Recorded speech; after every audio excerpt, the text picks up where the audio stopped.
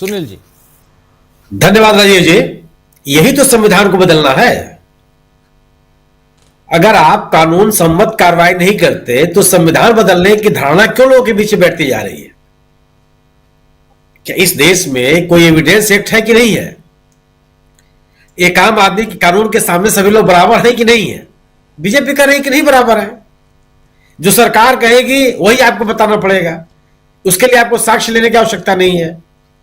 ये जितनी बयानबाजी हो रही है, इस बयानबाजी की आवश्यकता ही नहीं है। बीजेपी के लोग जो इतना चीख चीख के बोल रहे हैं, इसकी कोई आवश्यकता नहीं थी। इनको केवल 10 second, 15 second, 20 second, 10 minute, 15 minute के जो वीडियो क्लिप्स हैं, सीसीटीवी कैमरे के फुटेज है, वो रिलीज कर देना चाहिए कि देखिए राहुल गांधी इनको धक्का दे रहे हैं, ये देखिए फलाने आदमी राहुल गांधी की वजह से गिर गया, इनको ये देखिए इस तरह से चोट लग गई। बयान देने की आवश्यकता ही नहीं थी। जो शिवराज सिंह चौहान साहब इतना बढ़िया बढ़िया शब्दों का उन्होंने प्रयोग किया, लोकतंत्र कलंकित हो गया, सभ्यता नष्ट हो गई, संस्कृति तबाह हो गई, तमाम तरह के शब्दों का उन्होंने प्रयोग किया। अगर यह बात उस सीसीटीवी फुटेज के साथ कर लेते तो शायद उसका ज्यादा असर पड़ता। भारतीय जनता पार्टी में तो मुझे लगता है कि हम लोग बार बार ये कहते हैं कि कांग्रेस में आरएसएस का स्लीपर सेल है। अब तो मुझे लगता है कि राहुल गांधी का स्लीपर सेल बीजेपी में। आखिर राहुल गांधी का क्या नुकसान है इससे? इस पूरे घटनाक्रम में कोई मुझे बतावे कि राहुल गांधी का क्या नुकसान है। राहुल गांधी देश भर में घूम घूम के कहते रहे हैं कि मेरे खिलाफ जितने मुकदमे दर्ज करना चाहे कर लो, मैं डरने वाला नहीं। तो इस मुकदमे से भी डरने वाले नहीं है। राहुल गांधी को आप लगातार चर्चा में बनाए रखे हुए हैं। हर विषय पर उनकी चर्चा हो रही है। राहुल गांधी अगर गिरफ्तार कर लिए जाते हैं तो सोने में सुहागा राहुल गांधी के लिए होगा। नुकसान किस बात का राहुल गांधी को? कौन इतना उनको चर्चा में रखना चाहता है और क्यों रखना चाहता है? अगर आप इतनी बात न करें, सवाल है कि आप 25 नवंबर से इंडिया दल समूह लगातार संसद परिसर में प्रदर्शन कर रहा था। कहीं कोई झंझट नहीं थी, कोई चर्चा नहीं कर रहा था कि राहुल गांधी क्या कर रहे हैं क्या नहीं कर रहे हैं। वो अडानी का मुद्दा उनका चल रहा था।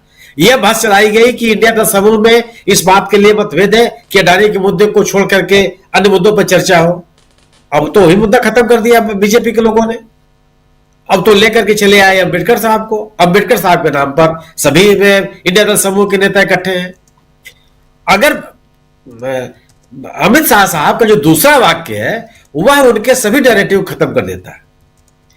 पहला वाक्य अगर वो बोल रहे थे जो, वो अगर उसके बाद अगर दूसरा वाक्य न बोले होते कि अगर आप इतनी बार भगवान का नाम लेते तो 7 जन्म में आपको मोक्ष मिल जाता। गोया कि अम्बेडकर के नाम के प्रति आपको लेकर के एक तरह का नाराजगी है और आप उनको पसंद नहीं करते। इस देश में करोड़ों लोग हैं जो अम्बेडकर जी के नाम के साथ एक बहुत बेहतर जीवन की कल्पना करते हैं, उनको वाकई देवता मानते हैं, उनकी पूजा करते हैं। उनके यह कोई कोरी कल्पना नहीं है। जा करके आप देख सकते हैं। मैं व्यक्तिगत रूप से सैकड़ों लोगों को जानता हूं जो अम्बेडकर जी को एक देवता की तरह मानते हैं और अपने यहां जो शादी विवाह के मौके हैं उन पर उनकी फोटो रख करके उनके सामने अपने तमाम तरह के रिचुअल्स को संपादित करते हो। तो ऐसा नहीं है कि लोग उनको भगवान न मानते, भगवान मानते ही हैं और उस व्यक्ति का आप अपमान कर रहे हैं।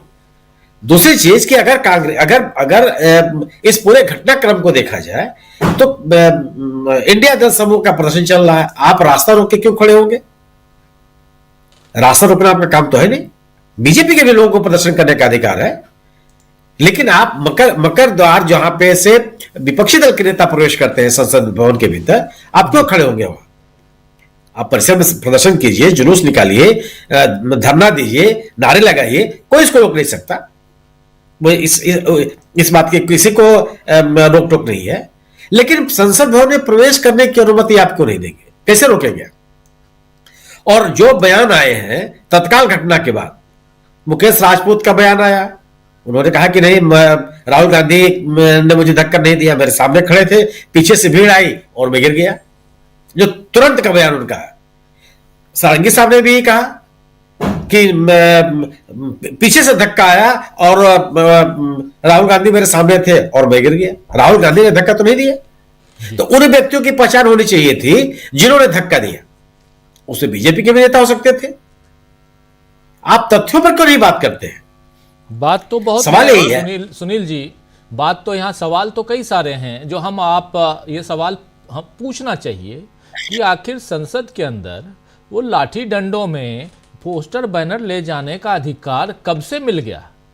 कभी नहीं है, कभी नहीं है। मैं संसद भवन में कई दशक में गया हूं, हमको अपना जो मोबाइल चार्जर का केबल होता है वो ले जाने में दिक्कत होती थी, विशेष जरूरत लेनी पड़ती थी वहां। ये देखिए अब देखिए इनका इनका और आखिर ये क्या है, ये क्या है ये? और आप याद कीजिए राजीव जी, ये उस पार्टी के लोग हैं। आप वो भाषण आपको खोज के सुना देना चाहिए।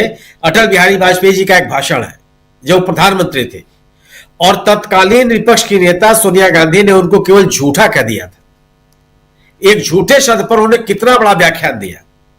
उसी पार्टी के नेता लोग विपक्ष के नेता को गुंडा, देशद्रोही, विभाजनकारी, टुकड़े टुकड़े गए, अर्बन नक्सल, क्या क्या नहीं कर रहे हैं। ये वही लोग हैं जिसपे इतनी बड़ी नाराजगी, या तो अटल जी की ओर जो नाराजगी थी वो बेमानी है, या ये लोग जो अटल बिहारी वाजपेयी की लेगेसी का दावा करते हैं, इनकी लेगेसी खोखली है। आप विपक्ष के नेता को आप बार बार सवाल उठाते हैं कि प्रधानमंत्री के बारे में आप इस तरह की बात कैसे नहीं कर सकते। बिल्कुल नहीं, प्रधानमंत्री का नाम आदर से लिया जाना चाहिए, तो विपक्ष का नाम अपमानजनक, विपक्ष के नेता का नाम अपमानजनक तरीके से क्यों लिया जाना चाहिए? आपके तर्क पे नहीं बात आनी चाहिए ना कि विपक्ष के नेता के बिना नेता का नाम आपको सम्मान से लेना पड़ेगा। वो भी चुनाव प्रतिनिधि है, जनता ने उनको विपक्ष में बैठने की अनुमति दी है, आदेश दिया कि विपक्ष में बैठे आप, और आप उसकी उनकी बात नहीं सुनेंगे और इस तरह के शब्दों का प्रयोग करेंगे।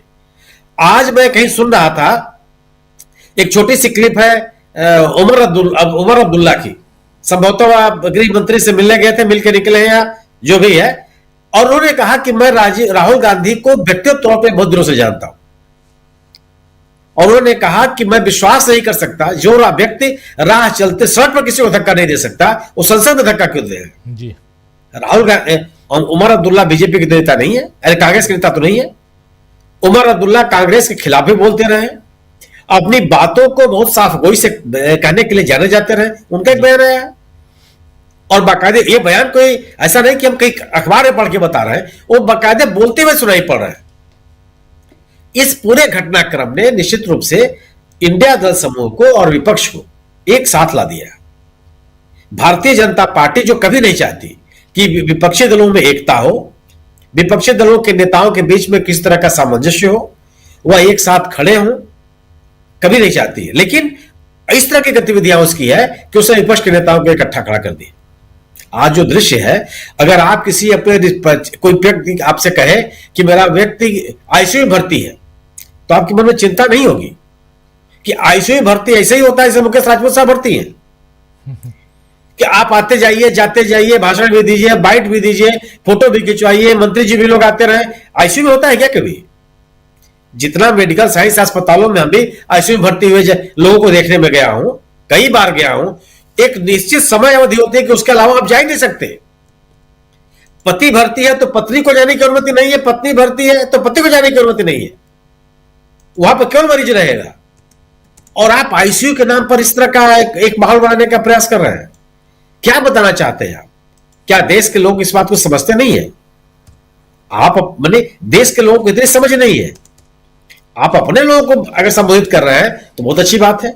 माइक लगा करके बताओ, आप एक वीडियो चल रहा है, ऑडियो है वो, जिसमें मुकेश राजपूत साहब को सम्मानित प्रधानमंत्री जी फोन करते हैं। मुकेश राजपूत साहब ये कहते हुए सुनाई पड़ते हैं कि स्पीकर पे सुनना है। आप कल्पना कीजिए, वो कहते हैं कि स्पीकर पे सुनना है।